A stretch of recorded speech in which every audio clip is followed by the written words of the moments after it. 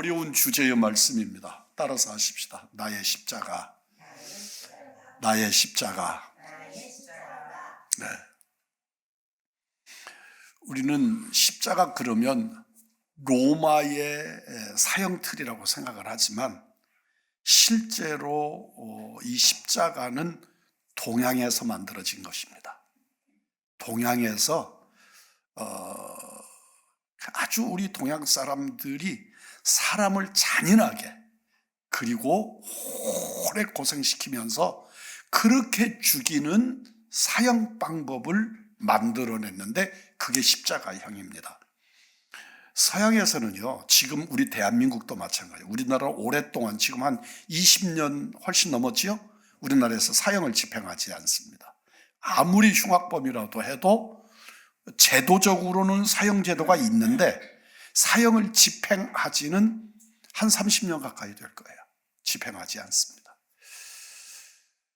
그런데 일본, 중국 이쪽으로 가면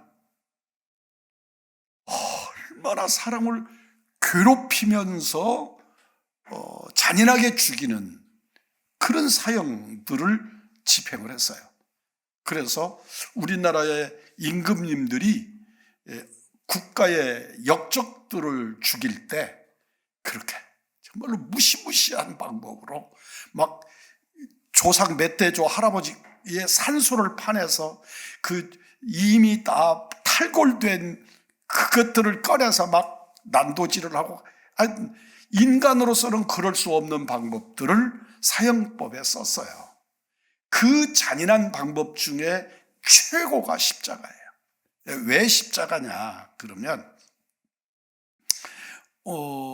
미국에 사형제도가 있어요.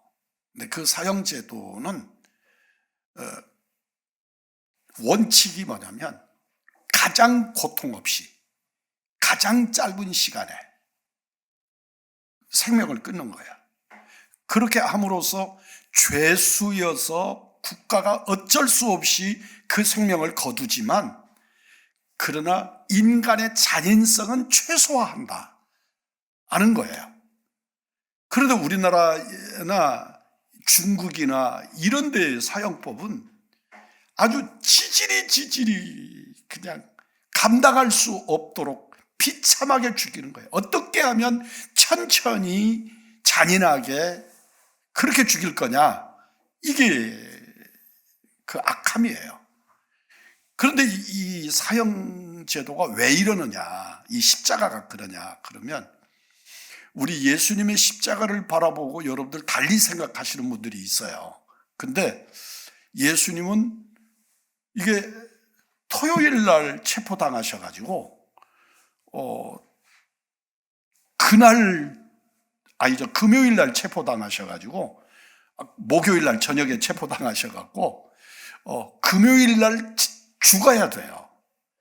그래야 토요일 날 안식일을 그 재판이나 사람 죽이는 일이 없이 넘어갈 수 있단 말이에요. 그래서 주님의 십자가가 하루 만에 끝이 나잖아요. 죽여서 내려서 묻기까지 하루에 끝나요.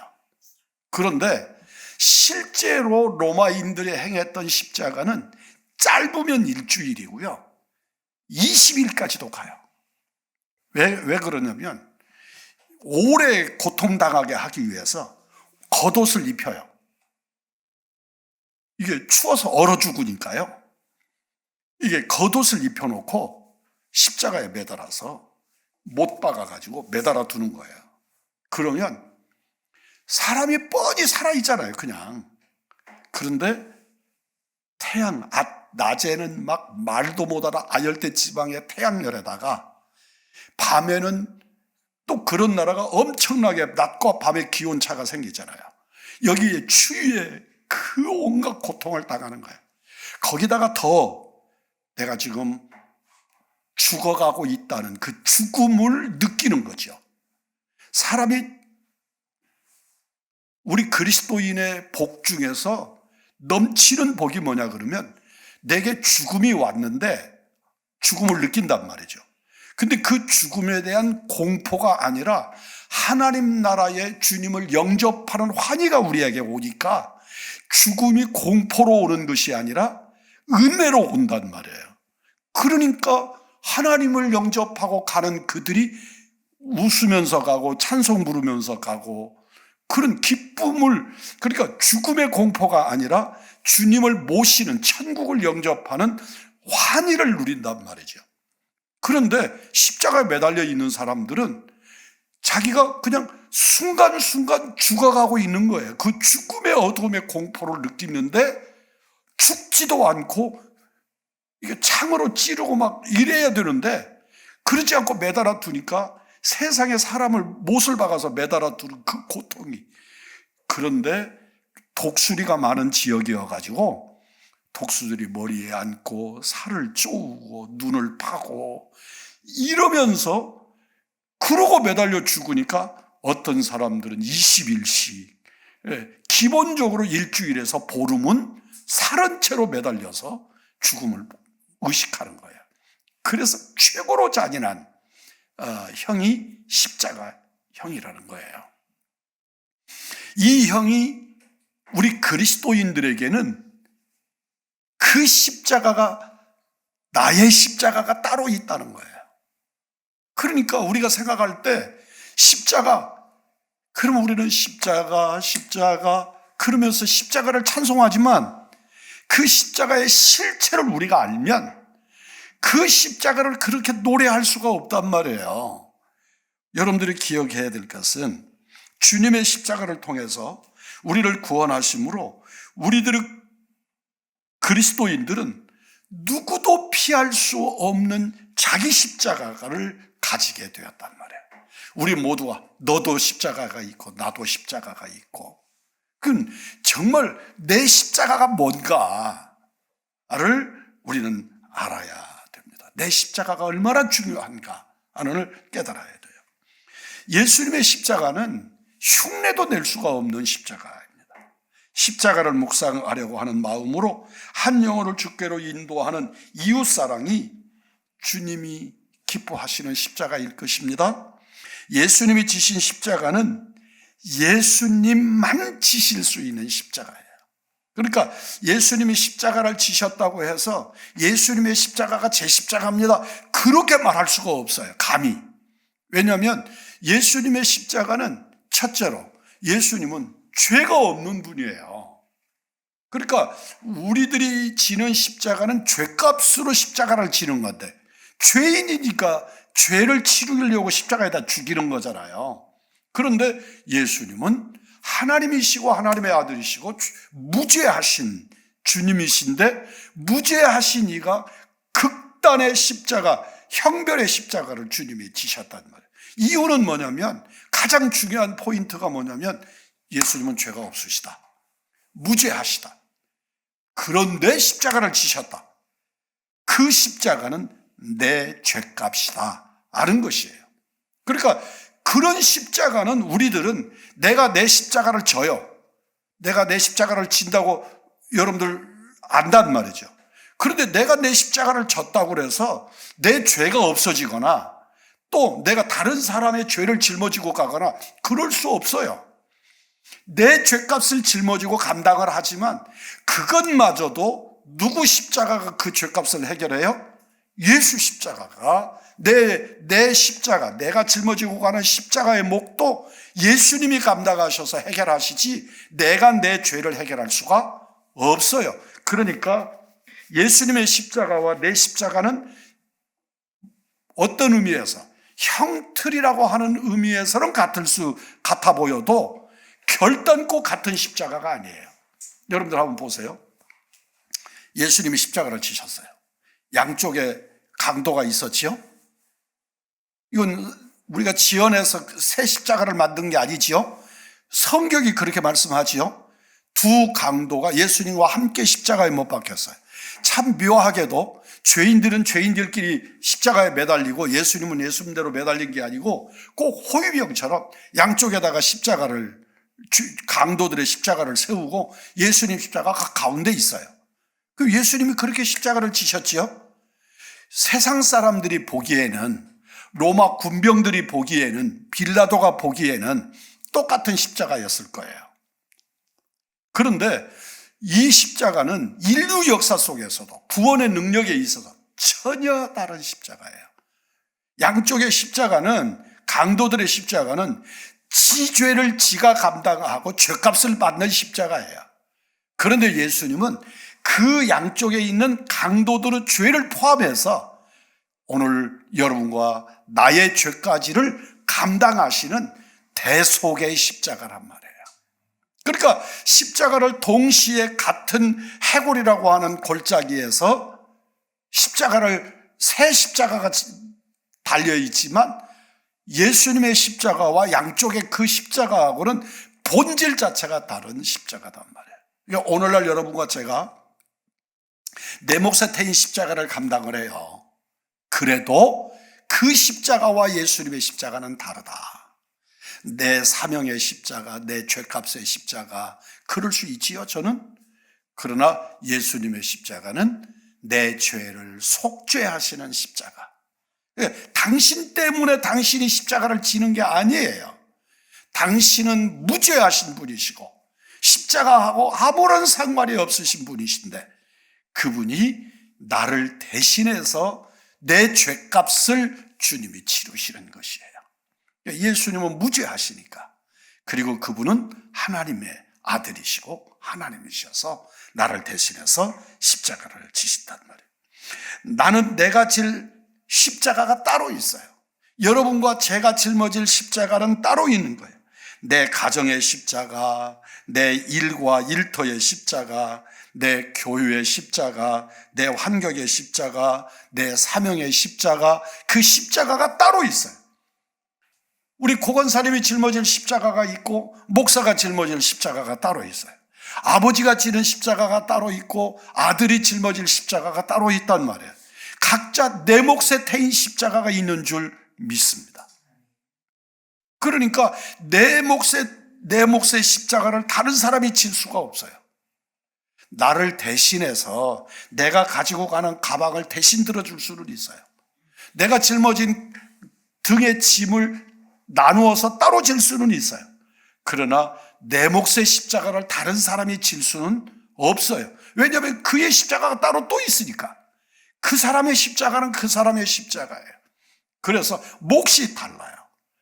우리들은 언제든지 내 몫에 태인 십자가가 따로 있다는 것을 기억하시기를 바랍니다. 우리는 나의 십자가를 질 수 있을 뿐이에요. 누구의 십자가를 대신 질 수가 없어요. 대신 지면 그는 주님이에요. 주님이 내 십자가를 대신 지실 수 있어요. 대신 지셨어요. 그리고 나를 구원하셨고 그래서 나를 지옥에서 천국으로 옮겨 놓으셨어요. 주님이 내 십자가를 대신 감당하실 수 있어요. 우리 주님이 요구하시는 것은 내 십자가를 내가 지는 거예요. 내 십자가를 내가 지는 것이지 내 십자가를 누가 대신해 줄 수가 없어요. 제가 자주 하는 얘기인데 어느 곳에 복음을 전하러 갔어요. 어느 가정에 복음을 전하러 갔더니 그 어머니가 막 저희들을 환영을 해요. 그래서 참 반갑다고. 그 교회 다니신 줄 알았어요. 어느 교회 나가고 계십니까? 그러니까 아니라고. 자기는 예수 안 믿는다고. 어떻게 그런데 그렇게 저희들 전도하는데 저희들을 환영하냐고. 그랬더니 그분이 뭐라고 그러시냐면 우리 아들이 전도사다고. 아니 아들이 전도사신데 왜 신앙생활을 안 하시느냐고. 아들 따라서라도 교회 가셔야지. 에? 그런 프리미엄이 있는데 왜 안 나가시냐고 그랬더니 걱정 안 해도 돼야 총각. 저보고 하는 소리예요. 걱정 안 해도 된다고. 우리 아들 천국 갈 때 나 우리 아들하고 함께 갈 거니까 걱정 안 해도 된다고. 그때 그 어이없는 충격이 지워지지를 않아요. 그래서 그 어머니를 붙잡고 설명했어요. 아들이 전도사님이 아니라 목사님이라도 큰 교회 담임 목사라도 그분의 신앙으로 천국 가는 거지 아들 신앙으로 어머니가 가고 어머니 신앙으로 아들이 가고 그런 게 아니라고 그래요? 꼭 예수 믿으셔야 됩니다. 교회 가야 됩니다. 근데 이분이 보니까 그 옆에 교회, 그 교회 담임 목사님이 전도사님이신데 그 담임 전도사님하고 자기 아들하고 동급이라고 전도사님을 만나면 말을 놓는데요. 이게 뭘 말하는 건지 꼭 그 교회 나가시라고. 그 교회 나가셔서 아들을 대하듯이 전도사님도 섬기고 말 놓고 그러지 말라고, 큰일 나는 거라고. 그러고 일러준 기억이 있어요. 여러분, 그렇게 아들이 믿는, 어머니가 믿는, 아버지가 믿는 신학이 내 거라고 착각하는, 그래서 아들이 천국 갈 때 아들 따라갈 거라고 말하고, 아버지가 천국 갈 때 나도 따라갈 거라고 말하고, 남편 믿는 하나님을 나도 따라갈 거라고 말하는, 우리 동양의식으로는 그럴 수 있어요. 그런데 여러분, 천국은 누구 믿음으로 간다? 내 믿음으로 간다. 내 믿음으로 간다. 우리 권사님이 우리 손녀, 손주, 새놈들 그냥 사랑하는 마음 같으면 다 내 품 안에 안고 두레박 선녀처럼 데리고 갔으면 좋겠지요? 뭐 안 된다. 그래서 신앙을 넣어야 되는 거다. 그래서 그 신앙으로 고백하도록 예수의 복음을 넣어야 될 줄 믿습니다. 십자가는 내 십자가지 내 십자가를 대신해 줄 수 없다. 대신해 줄 수 있는 분은 누구뿐이시다? 예수님 뿐이시다. 내가 질 십자가는 오늘 우리들의 인간관계 속에서, 나의 현실 속에서 내가 감당해야 할 십자가입니다. 누구나가 자기 십자가가 있지 않기를 바랍니다. 나는 예수 믿으니까 십자가가 없어. 아닙니다. 우리 모두가 다 내 몫에 태인 십자가가 있다는 것 확신해야 됩니다. 그것부터 시인해야 합니다. 누구나가 내 십자가가 커 보이고 무거워 보입니다. 다른 사람은, 우리말에 그런 말이 있지요. 내 콧불이 남의 멋보다 더 중병으로 여긴다고? 연병보다, 남의 연병보다 내 콧불이 더 아파 보인다고? 그러지요? 연병이 뭔지 몰라? 예. 여러분들 또 연병 설명은 시간가? 그러니까 거기까지만 합시다. 그러니까 확실히 이 콧불이라는 것은 감기를 말하는 것이고, 그 감기하고 비교하는 걸 보니까 연병이 무서운 병이라는 걸 아시겠죠? 무서운 병입니다. 지금은 뭐 별것 아니지만 옛날에는 연병 그러면 머리 다 빠지고 다 죽었습니다. 그냥 다 죽는 전염병입니다. 그러니까, 그런데 상대방은 연병이 걸렸는데 나는 감기 걸려가지고 내가 더 아프다고 생각한단 말이죠. 그런 것처럼 우리들은 자기 십자가가 누구의 십자가보다도 커 보이고 고통스러워 보이고 험해 보이고 그렇다고 생각을 한단 말이죠. 그러나 나는 나의 십자가가 있을 뿐이지 결코 내 십자가를 가지고 남의 십자가를 재단할 수 없지요. 그래서도 안 되고 그럴 수 없습니다. 바로 내가 지고 가야 할 십자가인 동시에 그 십자가는 나만이 질 수 있는 십자가다. 따라서 하십시다. 내 몫에 태인 십자가. 이 말이 옛날 말이어서 제가 쓰고 있지만 옛날 말입니다. 태였다는 말이 맨다는 말이에요. 목이라는 게 여기를 말하는 것이고요. 목에다가 짊어졌다는 말이에요. 지게 짊어지듯이. 그러니까 내 몫으로 내가 내 어깨에 짊어진 내 몫의 십자가, 그런 말이죠. 그러니까 여러분들 기독도라고 하는 사람이 존 버전의 첼로 역정이라고 하는 책에서 기독도라고 하는 사람이 전도자를 만나서 복음을 듣고 난 다음에 자기 등에 엄청난 짐덩어리가 있다는 걸 발견해요. 이 짐이 엄청난 짐이야. 그런데 이 짐은 내가 벗어서 쉬었다가 다시 지는 지게짐처럼, 보따리 짐처럼 그럴 수 없는 짐이에요. 그냥 잘 때도 그 짐이 있고 밥 먹을 때도 있고 벗을 수가 없는 짐이에요. 자기 힘으로. 그래서 그 짐을 벗은 길을 그 전도자에게 물었더니 장망석이라고 하는 이 내가 살고 있는 땅을 벗어나서 천국문으로 들어가면 그 짐이 벗어진다고 일러주는 거예요. 그러니까 그 짐을 짊어지고 천국문을 향해서 가요. 그 책이 철로역정이라는 책이에요. 그러니까 이 사람이 철로역정의 기독도가 이 짐이 짊어지는데 이 짐은 나로서는 해결할 방법이 없어요. 마지막에 가서 천국문 앞에서 영접을 받아요. 그가 영접을 받고 주님이 그를 품어 안으시니까 짐이 사라져 버렸어요.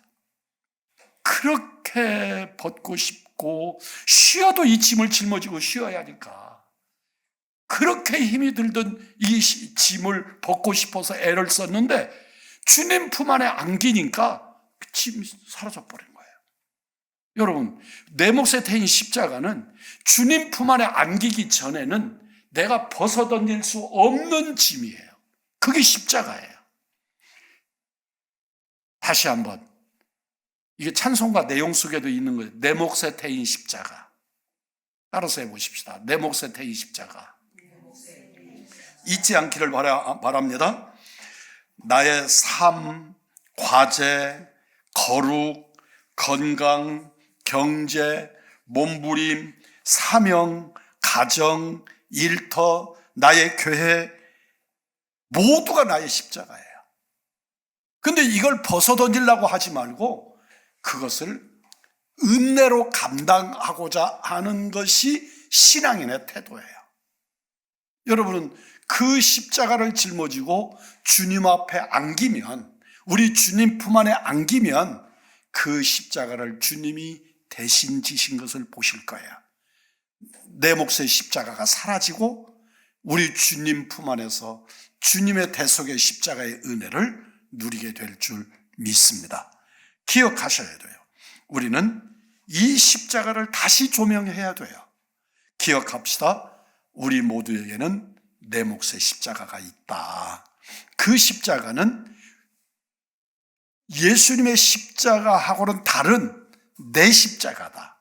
어떤 사람이든지 그 누구라도 자기 십자가가 없는 사람이 없다.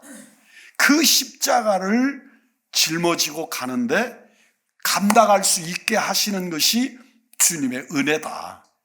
그 은혜로 십자가를 감당해 가지고 가면, 예수 만나면, 예수님 품 안에 안기면 우리 주님은 그 십자가를 털어내 주신다. 제거해 주신다. 우리는 그래서 주님의 은혜 안에서 그 십자가를 감당해야 되는 것이죠. 그러니까 여러분, 아무리 내가 싫다고, 내가 힘들다고 내 자식 아니라고 말할 수 없잖아요. 아무리 내가 힘이 든다고 내가 가지고 가는 신앙의 무게를 버릴 수는 없잖아요. 여러분, 내게 주어진 그 어머니로서, 아버지로서, 또는 자식으로서, 또는 성도로서 우리가 가지고 있어야 될 그 사명의 십자가들을 감당함으로써 우리 주님의 십자가를 따라가는 작은 십자가의 백성들이 될 줄 믿습니다. 오늘은 여기까지 하십시다. 이 본문으로 다음 주에 한 번 더 증거하도록 그렇게 하겠습니다.